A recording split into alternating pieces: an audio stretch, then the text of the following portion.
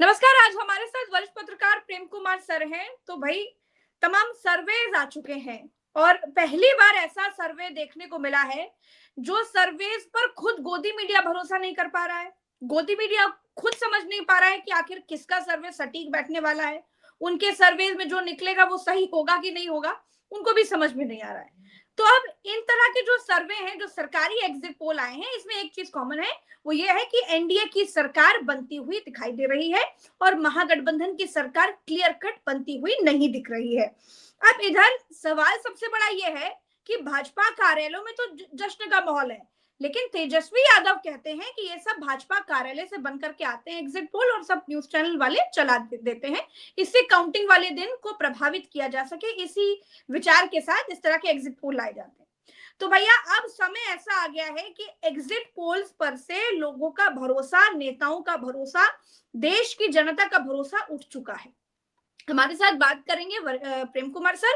Prem Kumar sir भी एक psephologist की तरह काम कर चुके हैं, उनके सर्वेस भी हमने देखे हैं, उनके एग्जिट पोल्स भी देखे हैं और हमने उसे सटीक होता हुआ देखा है। इसका सबसे बड़ा उदाहरण 2024 का लोकसभा चुनाव था, उत्तर प्रदेश में जो कुछ हुआ था, और भी बहुत सारे उदाहरण है। लेकिन आज प्रेम कुमार सर से बड़ा एक वाजिब सवाल है, क्योंकि उन्होंने बिहार में बहुत समय गुजारा है, बिहार को वो समझे हैं, ग्राउंड पर थे, तमाम रिसर्च कर रहे थे।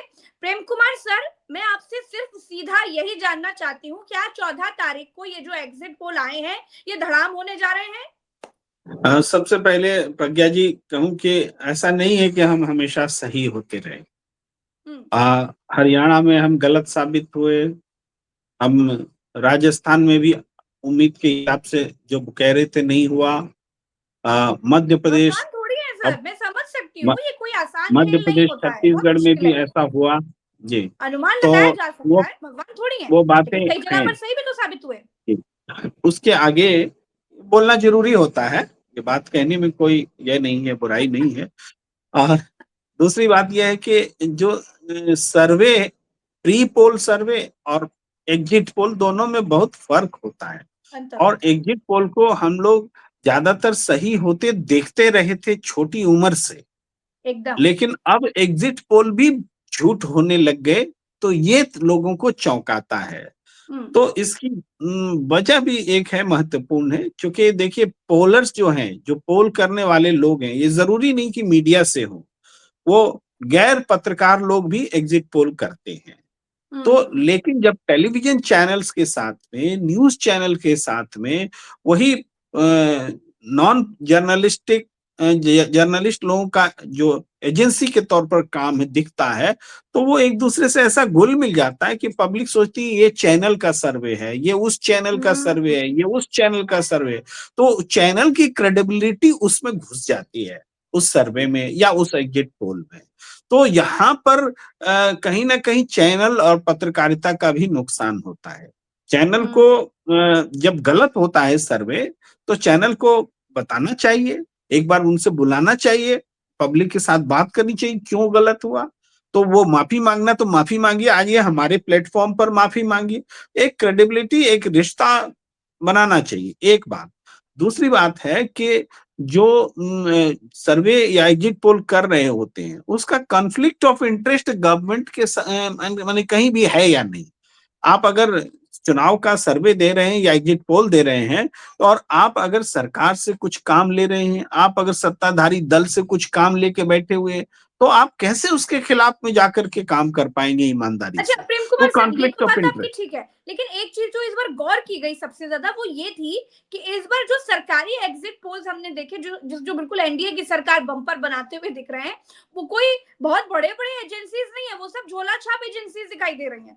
और जो महागठबंधन की सरकार बनाते हुए दिख रहे हैं, उनका भी इतिहास कोई बहुत महान क्रांतिकारी इतिहास नहीं, उन एजेंसियों का भी।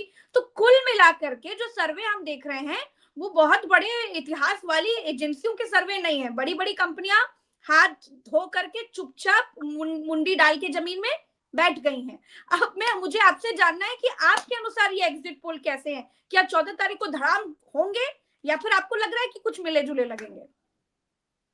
देखिए एग्जिट पोल में जो बातें कही गई हैं और जिस तरह से वेरिएशंस हैं आंकड़ों में, कि 209 तक सीटें एनडीए को दी गई हैं बिहार में, 288 243 में, तो ये बात हमें महाराष्ट्र की याद दिलाती है, जहां 288 विधानसभा सीटें थी, वहां भी लोगों ने बढ़ चढ़ करके दिखलाए थे सीटें आ रही हैं, और उनका जो मैक्सिमम था वो भी टूट गया था, और 230 से ज्यादा सीटें महायुति को मिली थी। तो क्या वैसा ही होने वाला है कि एग्जिट पोल से भी आगे बढ़ करके कोई नतीजा आ जाए? तो वो तो जो हुआ सबके सामने है कि जितने मतदाता थे उससे ज्यादा तो पोल हो गए, वो भी एक घोटाला था। अगर ऐसा कुछ घोटाला होगा तो हम लोग, आप लोग क्या कर सकते हैं? फिर तो वो 209 बता रहे, 243 में 241 जीत ले, ये भी हो सकता है। लेकिन जो जमीन पर हम लोग देख रहे हैं, लंबे समय से रह करके देखा है हमने, उसमें कुछ बातें हैं जो जिसका हम उल्लेख भर कर दें तो लगेगा कि नहीं, ऐसा हो नहीं सकता कि इस तरह से चीजें हो।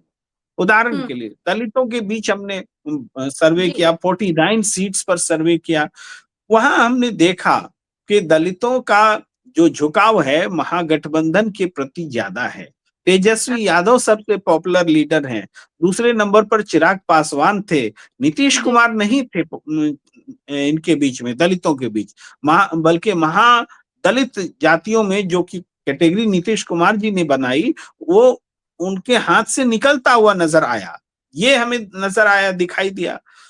तो ये चीजें हमें चुनाव के दौरान भी महसूस हुआ कि दलित का ज्यादा आकर्षण महागठबंधन के प्रति है। दूसरी बात, महिला वोटर्स, इसकी बहुत चर्चा होती है। महिला वोटर्स, हम मानते हैं नीतीश कुमार ने महिलाओं के लिए जो काम किए वो उन महिलाएं उनको देंगी, साथ देती हैं। लेकिन फिर भी जो आंकड़े हैं, पिछले चुनाव में 1% ज्यादा महिलाओं ने एनडीए को वोट किया था महागठबंधन के मुकाबले, सिर्फ 1%। और इस बार क्या है आंकड़ा? इस बार चुनाव आयोग ने कल रात जो आंकड़ा जारी किया है, उसने बड़ा ऐसा आंकड़ा बताया जिससे भ्रम पैदा होता है कि महिलाओं का प्रतिशत, महिलाएं जितनी है उसका प्रतिशत 71% कुछ बता दिया, और पुरुष जितना है उसका बता दिया, और डिफरेंस बताया लगभग 8.8% का फर्क कि पुरुष से ज्यादा महिलाएं मतदान कर रही हैं। लेकिन ये सच्चाई नहीं है। सच क्या है? सच ये है कि पिछली बार महिलाओं ने संख्या के आधार पर जितना वोट किया था पुरुषों के मुकाबले, वो 3 लाख ज्यादा था। तो इस बार लगभग 4,90,000 ज्यादा है। सिर्फ 2 लाख महिलाओं ने ज्यादा वोट किया है। और उल्लेखनीय ये भी है कि तब है ये जब महिलाओं के वोट घट गए हैं एसआईआर में, 60% महिलाओं के नाम कटे हैं। तो महिला जज्बा दिखा रही है, सही है, लेकिन इस जज्बे का चुनाव परिणाम में क्या वो असर पड़ेगा जब हम बोलते हैं कि 8.8% ज्यादा महिलाओं ने वोट किया? वो एक नैरेटिव बिल्डअप करने के लिए कहा जा रहा है, और एक्चुअली 2 लाख ज्यादा वोट पड़े हैं पिछले बार के मुकाबले।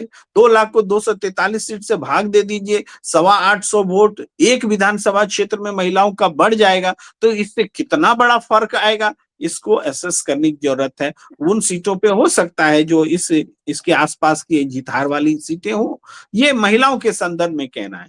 महिलाएं हैं उधर झुकी हुई, लेकिन इतने बड़े मार्जिन से नहीं कि पूरा चुनाव एक तरफा हो जाए, एक फैक्टर। जी, उसी तरीके से युवा वोटर्स जो है इस बार बहुत बड़ी संख्या में वोट दी है। हमें लगता है सबसे बड़ा फैक्टर युवा ही है। युवाओं का रुझान जिधर होगा वहीं पर चुनाव जाएगा, और हमने देखा है कि युवाओं का रुझान तेजस्वी यादव और महागठबंधन है। युवाओं का रुझान इवन जन स्वराज के साथ भी दिखा, लेकिन जन स्वराज को लोगों ने कंपिटेबल नहीं माना, वो स्पर्धा में नहीं माना, तो उनकी तरफ रुख न करके महागठबंधन की तरफ रुख किया। ये 3 बड़े फैक्टर्स हैं। इन 3 फैक्टर्स को देखने के अलावा मुद्दे पर बात करें तो मुद्दा किसका चला? क्या बीजेपी जो सांप्रदायिक पिच पर आती है वो मुद्दा चला? नहीं चला। हिंदू मुसलमान हुआ? नहीं हुआ। तो बीजेपी विकास का सारा क्रेडिट तो नीतीश कुमार ले जा रहे थे, नीतीश के नाम पर हो रहा था। तो बीजेपी एक तरह से जो बड़ा भाई बन के चुनाव लड़ना चाह रही थी, छोटा भाई होके नजर आ रही। तो हम, मेरा अपना मानना है चुनाव परिणाम जो हो, मगर जेडीयू बीजेपी से बड़ी पार्टी होगी, ये हम कहते रहे, अब भी उस बात पर कायम है कि जेडीयू बीजेपी से बड़ी पार्टी होगी। अब एग्जिट पोल जो भी कह रहे हो कि, लेकिन हम ये बात कहते रहे, तो ये चीज देखने की बात होगी। तो हमें लगता है जो एग्जिट पोल बता रहे हैं उसमें कई विसंगतियां हैं। वो वोट प्रतिशत सही ढंग से नहीं बता रहे हैं कि कितना प्रतिशत वोट हुआ, कितने पुरुष हैं, कितनी महिलाएं हैं, किस पार्टी को कितना वोट मिला, किस गठबंधन को कितना वोट परसेंटेज मिला। इस बारे में एक दो सर्वे एग्जिट पोलर्स ने थोड़ी बहुत हल्की फुल्की बातें की हैं, कंप्लीट बातें नहीं रखी हैं। तो जिसको वोट परसेंटेज का पता नहीं है वो सीट कैसे सही बता सकता है, ये बेसिक सवाल है। अच्छा, पहले क्या होता था प्रेम कुमार सर, हमने देखा है कि जब एग्जिट पोल्स आते थे तो नेताओं की घिघी बन जाया करती थी, सिट्टी पिट्टी गुम हो जाया करती थी, इंतजार करते थे कब एग्जिट पोल आएगा, कब एग्जिट पोल आएगा। तो नेताओं को एक तरह का डर रहता था एग्जिट पोल से। कई बार तो ऐसी खबरें भी रिपोर्ट की गई है कि एग्जिट पोल देखने के बाद हार्ट अटैक भी आ गया नेताओं को। लेकिन आज का ये समय आ गया है, इतनी अविश्वसनीयता हो गई है एग्जिट पोल्स पर, उन तरह की एजेंसियों पर। जब लोगों ने देखा कि सर्वे करने वाले जो लोग हैं वो न्यूज चैनलों पर ठहाके मार मार के रो रहे हैं, फूट फूट कर रो रहे हैं, सर पटक पटक कर रो रहे हैं, तो जब विश्वसनीयता टूट गई तो अब लोगों के मन में मच्छर बराबर भी इज्जत नहीं रह गई एग्जिट पोल्स के लिए। ऐसा क्या हो गया सर? देखिए, एग्जिट पोल कई तरह से बातें होती हैं। एग्जिट पोल दरअसल एडमिनिस्ट्रेशन को एक संदेश देने का भी एक तरीका हो गया है कि आज कहा एडमिनिस्ट्रेशन, तेजस्वी यादव ने, हाँ, कि अधिकारियों जी पर दबाव बनाने के लिए ऐसे एग्जिट पोल लाए जाते हैं। आपने तो सर तमाम न्यूज चैनल्स में, न्यूज़पेपर्स में काम किया है, सर्वेज भी कर चुके हैं, तो क्या ऐसा होता है सर, अधिकारियों पर दबाव पड़ जाता है एग्जिट पोल से? देखिए, दबाव बनाने की कोशिश सिर्फ सत्ता पक्ष करता हो ऐसा नहीं है, विपक्ष भी करता है। जब तेजस्वी यादव बोलते हैं कि कुछ गड़बड़ करोगे तो देख लेना हमारी सरकार आएगी, तो वो भी हाँ। धमकी ही है, दबाव बनाने की कोशिश ही है। राहुल गांधी जब बोलते हैं कि जो न्याय के खिलाफ होगा हमारी सरकार आएगी, तो हम तमाम सबको पता चुनाव है। आयुक्तों का नाम भी लेते हैं, तो वो भी एक धमकी है। हाँ, लेकिन सत्ता की धमकी और जो सत्ता में नहीं है उसकी धमकी, दोनों में बहुत फर्क होता बिल्कुल। है। सत्ता के साथ में अधिकारी अलाइंड होते हैं, उनको अगर एक मैसेज दे दिया जाता है तो चुनाव होते वक्त भी वो चुनाव आयोग हो या सत्ताधारी दल हो, उनके मातहत ही होते हैं सब लोग।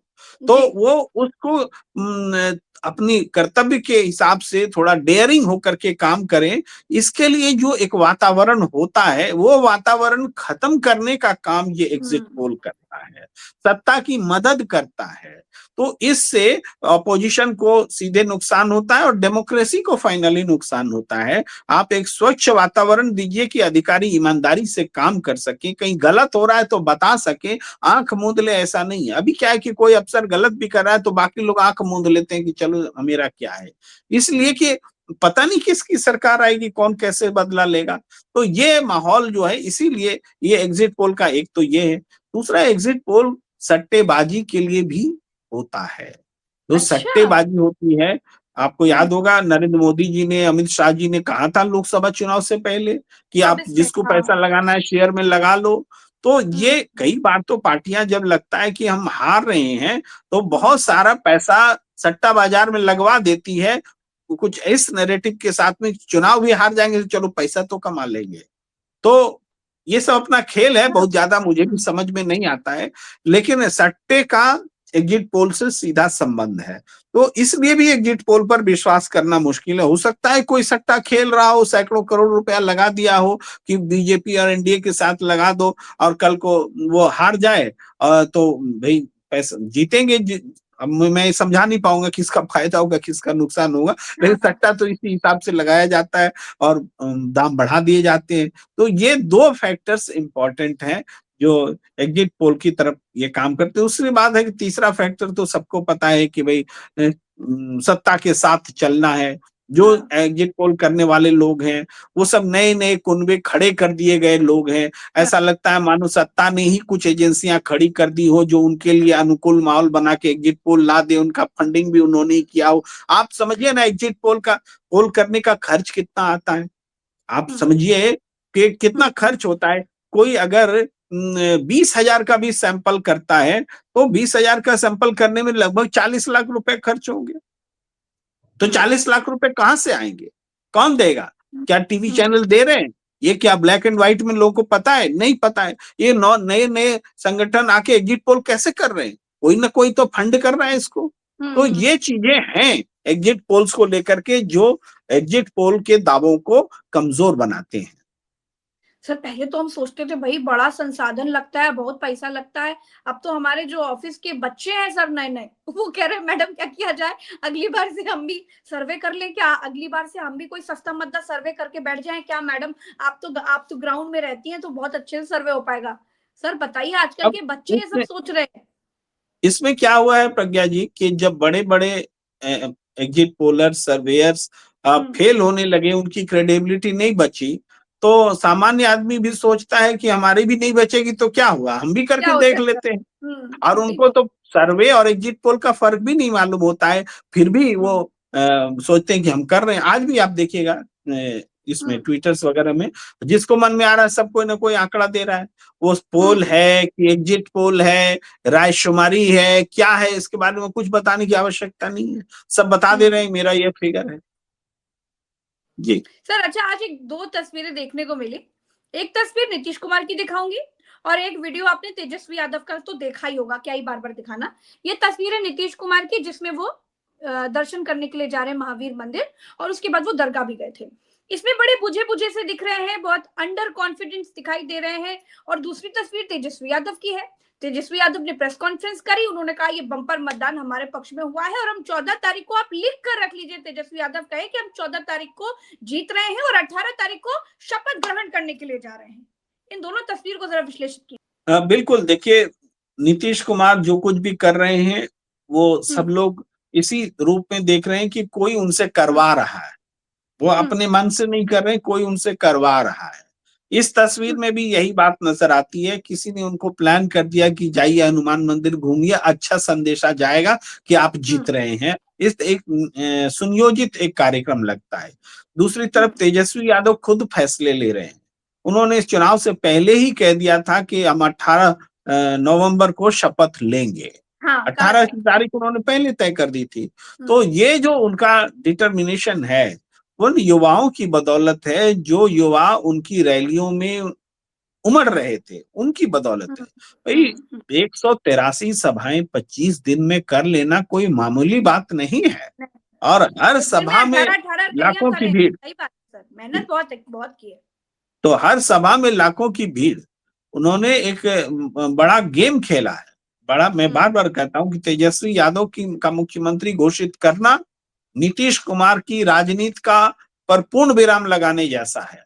अब उनके लिए कोई ठौर नहीं है, जाइए एनडीए में ही रहिए या तो घर बैठिए, ये स्थिति उन्होंने बना दी है। एनडीए मुख्यमंत्री बनाएगा नहीं बनाएगा वो आपकी किस्मत, ये स्थिति बना दी है तेजस्वी ने। पहले होता था कि एनडीए नहीं बनाएगा तो घूर करके इधर चले आते थे कि आप बना दिए, तेजस्वी ने कहा दरवाजा बंद, अब तो तेजस्वी ही मुख्यमंत्री होगा। तो ये इस फैसले की अहमियत है। कल को हो सकता है अगर महागठबंधन की कुछ सीटें घट जाएं और वैसी स्थिति हो जाए कि नीतीश कुमार के साथ आना पड़े तो मुश्किल होगी तेजस्वी यादव को, कैसे अब बुलाएंगे नीतीश को। अब ये हालात पैदा हुए हैं तो इसका नफा भी है नुकसान भी है, लेकिन तेजस्वी कॉन्फिडेंट में है कि हम तो बहुमत ला रहे हैं और बहुमत लाएंगे तो नीतीश फैक्टर ही हमेशा के लिए बिहार में खत्म हो जाएगा। सर लास्ट कमेंट आपका, एग्जिट पोल्स 14 तारीख को क्या होगा? मुझे पूरा विश्वास है कि एग्जिट पोल जैसे हरियाणा में गलत हुआ था वैसे बिहार में भी गलत होगा। हरियाणा में वो गलत बीजेपी के पक्ष में गया था और बिहार में ये गलत महागठबंधन के पक्ष में जाएगा। तो हमें ये इसलिए ऐसा लगता है क्योंकि ये आर्टिफिशियल इकोसिस्टम बनाने के लिए एग्जिट पोल का तमाशा हुआ है। मुझे ऐसा लगता है ये एग्जिट पोल नहीं है, तमाशा है, कोई शक्ति है जो ऐसे एग्जिट पोलर्स को घटना को अंजाम दे रही है। आम जनता निश्चित रूप से परिवर्तन के लिए वोट दिया, हमने ऐसा सूंघा है, महसूस किया है, और परिवर्तन दिखेगा, ये मेरा विश्वास है। अच्छा, चलिए बहुत बहुत शुक्रिया सर, आपने समय दिया। दर्शकों का भी बहुत बहुत आभार। हम फिर मिलेंगे अगली चर्चा में, अभी के लिए इतना ही। तो फिलहाल दोस्तों, एग्जिट पोल्स पर क्या राय है वरिष्ठ पत्रकारों की, प्रवक्ताओं की, नेताओं की, हम लगातार सबकी राय आपको बताते जा रहे हैं और बिहार की हर एक खबर आप तक पहुंचाते जा रहे हैं। तेजस्वी यादव ने साफ कह दिया है 14 तारीख को सरकार आ रही है और 18 तारीख को शपथ लेने जा रहे हैं। अभी कॉन्फिडेंस है या ओवर कॉन्फिडेंस, ये तो उसी दिन पता चलेगा। हमारे साथ जुड़े रहिए, चैनल को सब्सक्राइब कीजिए, वीडियो को शेयर कीजिए और अपनी राय हमें कॉमेंट में बताइए। नमस्कार, जय हिंद।